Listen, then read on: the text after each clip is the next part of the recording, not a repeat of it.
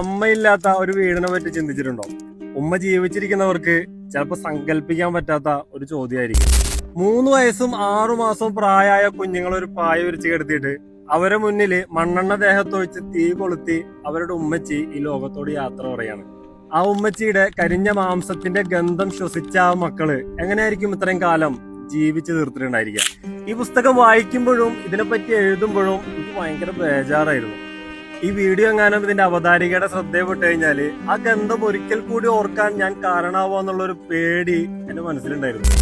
പല കാരണങ്ങൾ കൊണ്ട് ജർമ്മനിയിലേക്ക് മാറി താമസിക്കുന്ന നൂറിൻ വർഷങ്ങളായി ബന്ധമില്ലാതിരുന്ന തന്റെ പിതാവിന്റെ മരണവാർത്ത അറിയുകയും ആ മരണാനന്തര ചടങ്ങിൽ പങ്കെടുക്കാൻ വേണ്ടി ജർമ്മനിയിൽ നിന്ന് നാട്ടിലേക്കുള്ള യാത്രയിലുള്ള അവരുടെ ചിന്തകളും ഫ്ലാഷ് ബാക്കും ആണ് ഈ കഥയുടെ സാരം. ചില പുസ്തകങ്ങളും അതിൽ അനുഭവങ്ങളും പിന്നീട് നമ്മുടെ ജീവിതത്തിൽ ഉണ്ടാകുന്ന ഏത് പ്രതിസന്ധികളെയും തരണം ചെയ്യാൻ പാകത്തിലേക്ക് നമ്മളെ ശക്തരാക്കി മാറ്റും.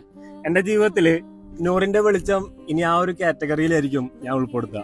റിയ ഫാത്തിമയുടെ നൂറിന്റെ വെളിച്ചം വെറൊരു കഥ മാത്രമല്ല, നെഞ്ചിൽ കനൽ വാരിയിടുന്ന തീക്ഷ്ണമായ ജീവിതാനുഭവങ്ങളുടെ കഥ കൂടിയാണ്. കൈപ്പേറിയ ജീവിതാനുഭവങ്ങളെ വായിച്ച് ജീവിതത്തെ കുറച്ചും കൂടി ശക്തമാക്കണമെങ്കിൽ you have to read Riya ഫാത്തിമയുടെ നൂറിന്റെ വെളിച്ചം.